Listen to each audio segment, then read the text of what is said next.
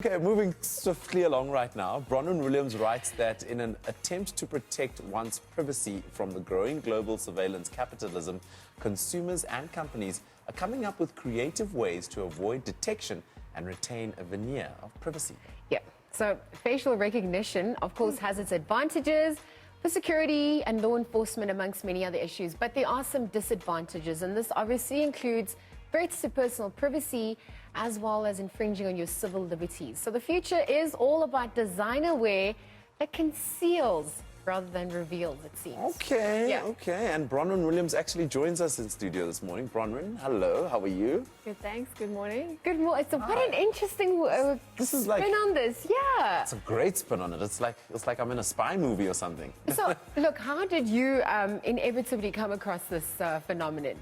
Well, I'm a trend analyst with Flux Trends, so that's what we do. We look out for the Yes. new and the interesting and how it can impact on businesses and consumers around us. Okay, so what else do you do on a day-to-day basis? Like, all you do is just look around for cool trends? Pretty much. Well, actually, our role is really to unpack trends as business strategies. So we try and interpret, like, what is the business case that comes about with something like this? What is the opportunity? What is maybe the threat for our different clients that we work with? So I'm going to use that on you and ask you, in terms of this, what's unfolding and privacy issues, etc., how would you say this filters or factors into other sectors? Obviously, facial recognition it's here to stay, but we mentioned some of the pros and cons associated. Yeah, exactly. I mean, like that's what we're talking about when we talk about this surveillance fashion or anti-surveillance fashion. It's really an interesting intersection between consumer activism and between technology and between the fashion industry. So these are people that don't necessarily connect on a day-to-day basis. But if you take a bit of a step back, street fashion has always been a bit subversive. You know, this is where interesting trends and counterculture movements come from. You think back of like the punk movements of the 80s. That was a reaction against the political climate of the time. Same with the hippies of the 60s. So we're kind of seeing this new anti-surveillance fashion aesthetic as a reaction to the political climate that we find ourselves in today. Wow. So who's pioneering this industry? I mean, are there brands that are literally at the forefront of this? I wouldn't say they're very big brands yet, but there are some very interesting people that are getting involved in the whole industry that's emerging here. Probably the most well-known person that has pioneered this surveillance or anti-surveillance fashion aesthetic would be a gentleman by the name of Adam Harvey.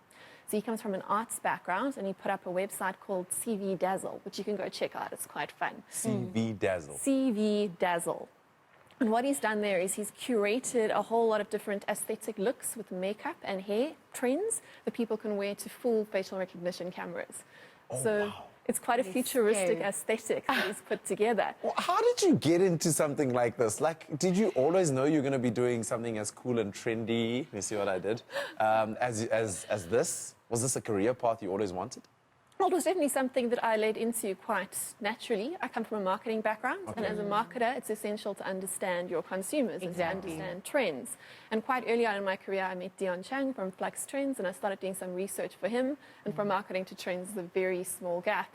And then from trends into looking ahead into the more futuristic and futurism side of things is once again quite a small jump. And that's the question, right? What does the future hold for this industry? What's it going to be like? If it's already like this now, what can we expect in the next 5 to 10 years? Well, I definitely think it's going to go more mainstream. People are starting to be aware of the issues of privacy and surveillance. Netflix, The Great Hack, has had quite a big cultural impact on getting people to understand how corporations and how states can use surveillance and our data to actually sort of manipulate our behavior. So people are being aware of those things. And as people become more aware of privacy and the fact that maybe we do actually want to claw some of that back for ourselves, we might be interested in investing in jackets that can block Wi-Fi signals or block trackers as we walk down the streets. Wow. Literally, there's a whole other industry that could come out of this. Honestly, I'm just wondering big about business opportunities. Just put it out there. I'm wondering how the fashion in this regard has been received to date. I mean, do you think it's something that people have literally jumped into the bandwagon, or is it a slow conscientizing as it goes along? Well, I would say the trend is reaching a bit of a tipping point. So as I mentioned, that CV Dazzle website was put out a few years ago. It was featured on a few obscure fashion and tech blogs, and that was about it. But earlier this year, at Charing Cross in the UK, there was a developer that came under fire, public fire, for the fact that they had installed facial recognition without informing the community. Yes, so as a reaction, a group of artist activists in the UK set up what they called the Dazzle Club. And what they did is they took the CV Dazzle trends and fashion sort of looks and aesthetics, and they took them to the streets. And now they do monthly walks to gain sort of awareness for what's going on with regards to surveillance and tracking of innocent civilians. And they're encouraging more and more people to get involved in this as a global movement. And then on the other end of the scale, from like the street all the way right up to haute couture, at Fendi this year, at Fashion Week, there was a woman in the front row who was dressed in a morph suit. I don't know if you know what a morph suit is. It's basically like a full body stocking, including like over your head. So, and she was wearing it, it was quite fashionably designed with a sort of red and white swirl pattern, but you couldn't tell who she was at all whatsoever, sitting there in the front row. Wow, how do we go about getting in touch with you though? Like, how do we use your services? I don't even know, but when you said like a jacket that blocks Wi-Fi, like I'm like, yes, I'm so blown away. How would you get in touch with you guys? Okay, well, you can look at our website, we're fluxtrends.com or .coza, either one will work. And we regularly post the new and the interesting and the relevant things that are actually going to impact on our lives as consumers and as businesses. Wow, this is amazing. Yeah.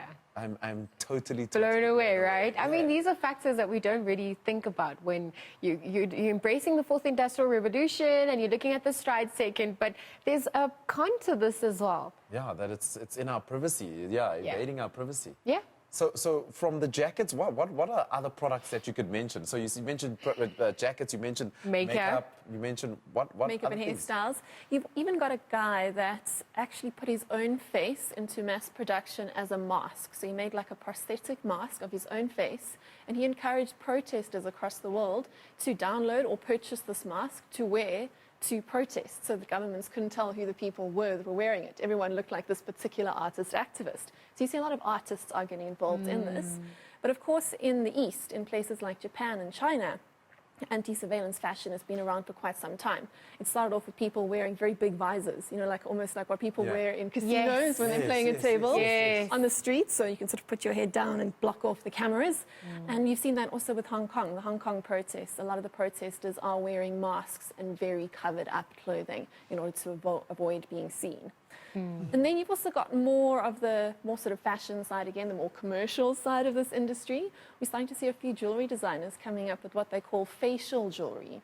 Facial jewelry? Yes, they make it out of shiny metals, and you can wear it on your face, and it kind of looks like you might have an extra eye when the camera picks it up. The camera can't tell who you really are. You sound like you literally want to go and buy this Guys, right now. It's very cool. It's very like cyborg, like Blade Runner, isn't exactly. it? Right? It's like we're finally in the future. Here we go. And are these products expensive? They probably are. Well, I mean, the makeup doesn't cost much. It's just a tutorial. You can just paint it on. So he's just developed the aesthetic. You can go copy it and put that stripe on your face in that particular place and start playing with that at home. The jewelry brands that I mentioned are quite high end. They're obviously coming at it from a more sort of artistic, collector's sort of basis. And then there was even a company in Italy called Fabrica.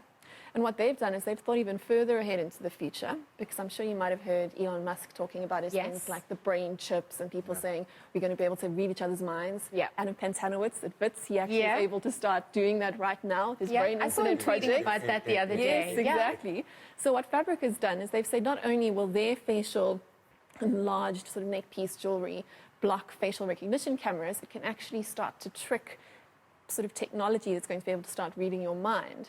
So what this jewelry does is it flashes pulses of lights and little vibrations all the time to confuse your own brain so that you won't think what you're really thinking. So how crazy is that? I thought advertisers were already manipulating us with the subtle colors and, you know, symbols that they use. And now you're literally saying there are more design wear coming out that's going to mess with our brain It manipulates waves. your brain. But in the long run, you'd buy it because you know you don't want this thing that reads your brain to read your brain. Do you get what I mean? So you're like, I need that. It's proactive. We're not there yet. This company is developing it conceptually for what could happen in the future. So they're taking it to the next level. It's a real thing when people are like, oh, today I spoke about whatever. I spoke about a certain product. And then they're scrolling through their Instagram or their Facebook and then boom, that product comes up and then like... Yeah, your phone is definitely watching you. On apps like WhatsApp, Those apps are not encrypted, and they're obviously owned by Facebook. So if you type a word there that's a keyword, it can absolutely trigger that ad on your Yeah. Facebook profile or on your Instagram feed. So if you search for someone on Instagram, you'll get a Facebook friend request, a friend suggestion, and the adverts also correlate to that. Yeah. We're going to have to pay for services to stop that. That's the irony of it. Yeah. And I actually saw yesterday, which is slightly on a tangent, but also quite interesting, it's not only corporations that are able to send adverts to each other. There's now a company that's offering women the chance to target a particular man to get him interested in her, or children to be able to target their own parents to get them to buy a particular product or get them a dog or something. So talk about one-on-one advertising. That means a normal person can pay to say an advertising campaign to get you to agree something, which is really quite strange. A customized advertising campaign, For essentially. people, yes, Yeah, for people. individuals. Personalized, essentially. Oh my goodness. What can we do to like shy away from this in our everyday life? Is there any things that we need to be looking out for, or is it just we must just like run with this? Is this okay? Well, I think we have to ask more questions. I think we have not been asking enough questions as consumers. There's that old adage, there's no such thing as a free lunch, and we kind of blindly run along saying, oh, Facebook's so cool and it's free and it's amazing. But there has to be some sort of give and take, and what are you exactly giving away? We have to be proactive as people to start reading those terms and conditions on the corporate side and to decide whether we're interested in it or not. So that's what I was saying, like with WhatsApp, it is not encrypted and it is part of the Facebook network, and they can use that for advertising. But there are alternatives like Telegram, for example, that is more encrypted, and you can make those choices.